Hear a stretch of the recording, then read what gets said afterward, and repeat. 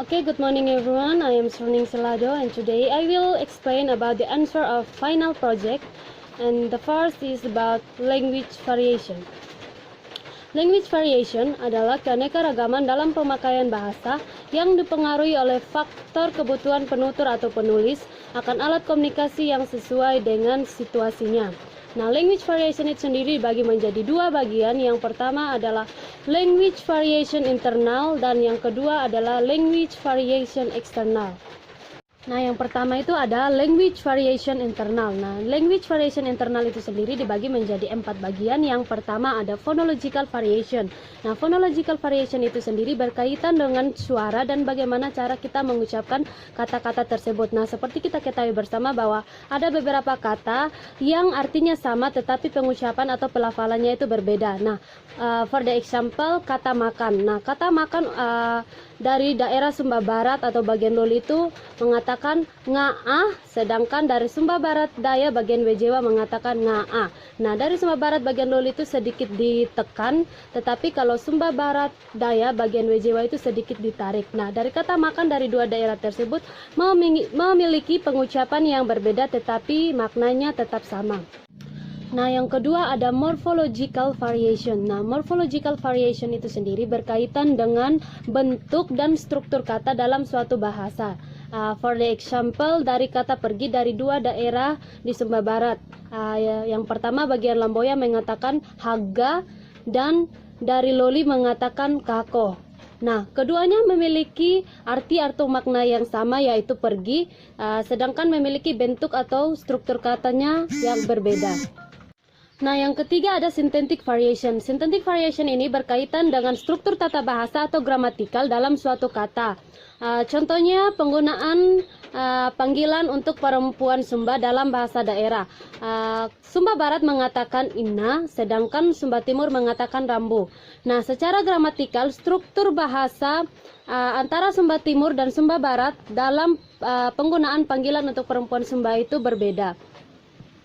Nah, yang keempat ada semantic variation. Nah, semantic variation ini berkaitan dengan makna dalam suatu kata atau kalimat, di mana satu istilah merujuk pada dua makna dan dua istilah merujuk pada satu makna. Nah, contoh satu istilah merujuk pada dua makna yang berasal dari bahasa Loli Waibangga, yaitu dari kata yiro. Nah, yiro bisa berarti mandi dan bisa berarti periuk dan dandang, tergantung dengan konteks kalimatnya. Nah, contoh dua istilah merujuk pada satu makna yaitu dari kata sakit, yaitu bahasa daerahnya bisa kadauka dan pedi. Nah, yang berikutnya yaitu external variation. External variation dibagi menjadi beberapa bagian. Yang pertama ada regional dialect. Nah, regional dialect yaitu variasi bahasa berdasarkan tempat atau daerah dari si penutur itu berasal. Contohnya bahasa daerah Sumba Barat, apangia yang artinya kenapa, dan Sumba Barat Daya, apanya yang artinya juga kenapa. Nah, orang Sumba Barat ketika mengatakan kata tersebut mengalami penekanan, dan ketika orang Sumba Barat Daya mengucapkan kata tersebut agak sedikit ditarik. Dan yang kedua adalah chronoleg. Chronoleg adalah variasi bahasa yang dibedakan berdasarkan relasi waktu. Contohnya yaitu dari kata Soedirman menjadi Sudirman, dan dari kata Tahoe menjadi Tahu, dan dari kata Soepomo menjadi Supomo. Nah, yang berikutnya yaitu ideolect. Ideolect adalah gaya atau warna bicara setiap individu, di mana ketika dua orang yang berbeda mengucapkan kata yang sama, keduanya pasti terdengar berbeda pada saat mengucapkannya. Contohnya dari bahasa Loli Waibangga atas, ketika mengatakan kata gekako muge, itu sedikit ditarik, yang artinya kamu mau kemana, dan Waibangga bawah gekako muge, itu terdengar biasa saja atau tidak ditarik. Nah, yang berikutnya yaitu socialect. Socialect yaitu perbedaan dialek yang disebabkan oleh status sosial dari si penutur tersebut, yaitu di mana adanya perbedaan pengucapan antara kelompok yang terpelajar dan kelompok yang tidak terpelajar. Nah, yang berikutnya yaitu bad language. Nah, bad language itu sendiri adalah bahasa yang digunakan tetapi tidak sesuai dengan norma kesopanan bahasa itu sendiri. Nah, bad language dibagi menjadi beberapa bagian. Yang pertama adalah tabuh. tabu adalah hal yang dilarang, baik yang digunakan dalam perkataan maupun tindakan dalam masyarakat. Contohnya yaitu dari kata ceke yang artinya adalah makan. Kata ini sangat tabu atau tidak pantas untuk diucapkan karena terdengar sangat kasar. Yang berikutnya adalah swearing. Swearing adalah kata atau kalimat yang dianggap kasar yang dapat membuat seseorang marah atau tersinggung. Contohnya yaitu dari bahasa daerah Sumba Barat, yaitu kata boga mate yang artinya anjing mati. Jadi ketika seseorang mengucapkan kata tersebut akan mengumpan orang lain tersinggung atau marah. Kadangkala kata tersebut membuat orang berkelahi. Nah, yang berikutnya adalah vulgar. Vulgar merupakan perkataan yang tidak sopan, di mana seseorang mengucapkan tanpa mempertimbangkan atau pikir panjang terlebih dahulu sebelum mengatakannya. Contohnya yaitu bahasa Sumba Barat loli, dari kata napatamu mege kaporetaka yang artinya kau punya sifat kayak binatang memang atau sifatmu memang seperti binatang, seperti itu. Selanjutnya di sini video yang saya analisis adalah video yang berjudul Naruto. Nah, sebelum saya menjelaskan hasil analisis tentang video tersebut, saya akan menjelaskan terlebih dahulu apa yang dimaksud dengan kooperatif prinsipal. Nah, kooperatif prinsipal itu sendiri adalah prinsip-prinsip kooperatif yang mana membuat percakapan menjadi lebih efisien. Nah, kooperatif prinsipal itu sendiri dibagi menjadi 4 bagian, yaitu the maxim of quality, the maxim of quantity, the maxim of relevance, and the maxim of manner. Nah, setelah menganalisis video yang berjudul Naruto tersebut, ada beberapa maksim yang saya temukan yang terdapat dalam video tersebut. Yang pertama, the maxim of quality, di mana kita harus memberikan informasi yang benar adanya. Nah, untuk contohnya, Hokage pertama, siapa Hokage kelima? Dan Hokage keempat, cucu mau putri Tsunade. Jadi di sini Hokage keempat itu memberikan informasi kepada Hokage pertama yang benar adanya. Dan yang kedua yaitu the maxim of quantity. Jadi penutur harus memberikan pernyataan yang sesuai dengan pertanyaan. Nah, for the example, Hokage pertama, kau itu siapa? Dan Hokage keempat, saya Hokage keempat. Jadi di sini Hokage keempat itu memberikan pernyataan sesuai yang ditanyakan oleh Hokage pertama.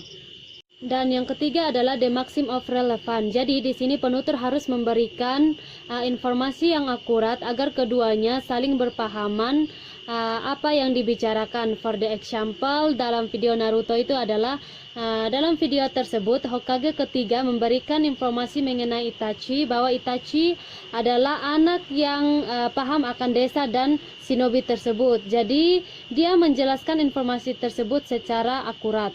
Nah, yang berikutnya yaitu violation maxim, yaitu pelanggaran maksim, sehingga apabila dilanggar akan muncul yang namanya implicature atau makna tersembunyi. Nah, dalam video Naruto tersebut, Hokage keempat mengatakan, Tuan Hokage pertama, sepertinya kita telah dipanggil ke dunia orang-orang hidup. Nah, dari kalimat tersebut muncul implicatures atau makna tersembunyi, yaitu bahwa mereka sebenarnya sudah meninggal.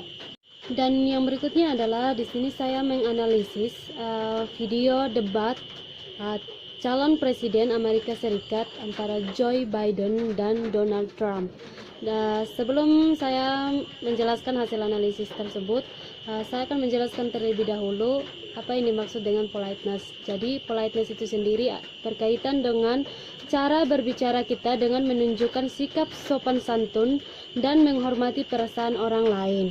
Setelah saya menganalisis video debat antara Joe Biden dan Donald Trump, ada beberapa kalimat yang merujuk pada politeness.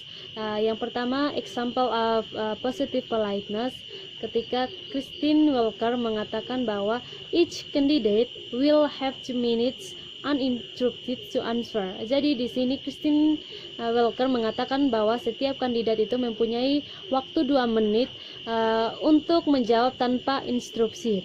Jadi Christine Walker ini memberikan pengumuman guna untuk mencegah perselisihan antara 2 kandidat calon presiden Amerika Serikat tersebut.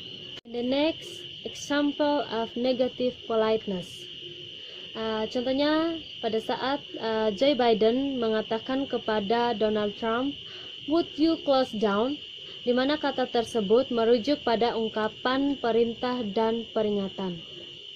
Dan dalam video tersebut terdapat juga speech act, di mana speech act adalah tindak tutur dalam suatu kalimat yang mengatakan secara langsung apa yang dimaksud oleh si penutur tersebut. For the example, ketika Joe Biden mengatakan the president don't have a plan. Jadi dari kalimat tersebut Joe Biden ingin mengatakan kepada Donald Trump bahwa Donald Trump sebagai presiden gagal dalam menangani COVID yang membuat rakyat Amerika Serikat tersebut banyak yang meninggal dan mengalami peningkatan kasus COVID tertinggi di dunia perharinya. Dari speech act tersebut terdapat juga tindak lokusi. Tindak lokusi adalah tindak mengucapkan sesuatu dengan kata dan kalimat sesuai dengan makna dan kaidah sintaksisnya. For the example, ketika Joe Biden mengatakan, "I will take care of this, I will end of this, and I will make sure we have a plan." Jadi dari kalimat tersebut, Joe Biden hanya ingin memberikan informasi bahwa ketika ia terpilih menjadi Presiden Amerika Serikat, ia akan membuat rencana untuk menangani COVID-19 tersebut. Next is implicatures atau makna yang tersembunyi dari video debat tersebut adalah ketika Donald Trump mengatakan bahwa I am smart people. Jadi pesan tersembunyi dari kalimat tersebut adalah bahwa Donald Trump ini adalah orang yang pintar dan orang yang cocok atau pantas untuk memimpin Amerika Serikat tersebut dibandingkan Joe Biden. Dan yang berikutnya yaitu language vitality. Language vitality ini dibagi menjadi 9 bagian. Yang pertama, intergenerational language transmission. Jadi suatu transmisi bahasa yang diturunkan dari satu generasi ke generasi berikutnya. For the example, bahasa daerah dari Sumba Barat yaitu Ina, panggilan untuk perempuan, sedangkan Ama panggilan untuk laki-laki. Jadi bahasa daerah ini ditransmisikan secara turun-temurun sampai sekarang ini. And the second is absolute number of speakers. Jadi merupakan jumlah penutur yang mutlak dari bilangan yang absolut, di mana komunitas kecil lebih berisiko dan lebih rentan dari populasi yang besar. And the next, proportion of speakers within the total population. Jadi jumlah penutur berkaitan dengan total populasi yang berkaitan dengan vitalitas bahasa, yang dimana suatu kelompok bisa merujuk pada suatu etnis, agama, daerah, dan kelompok lainnya yang sudah teridentifikasi oleh komunitas pembicara.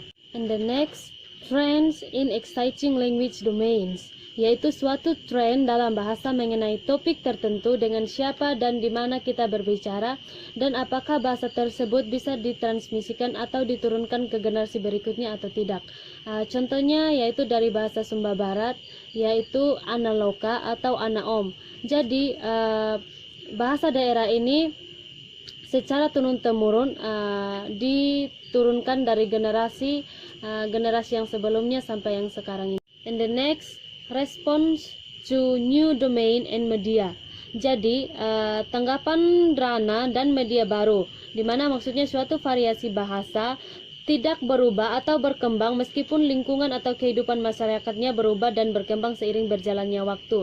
For the example, dari kata televisi dan HP. Jadi walaupun masyarakatnya berubah dan berkembang seiring berjalannya waktu, tetapi bahasa ini tidak akan mengalami perubahan. The next, materials for language education and literacy adalah bahan untuk pendidikan bahasa dan literasi, yang mana maksudnya pendidikan bahasa ini kan penting untuk vitalitas bahasa agar bahasa tersebut tidak punah.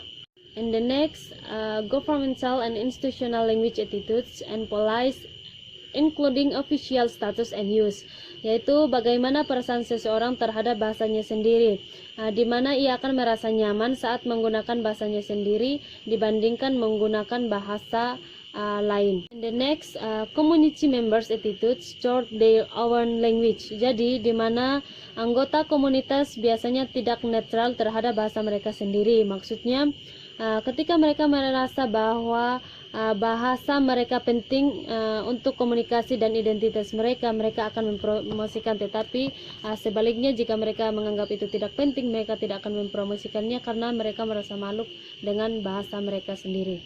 The next, amount and quality of documentation. Jadi ini sebagai panduan atau bentuk untuk menilai dan mendokumentasikan suatu bahasa, jenis bahasa, dan kualitas bahasa itu sendiri.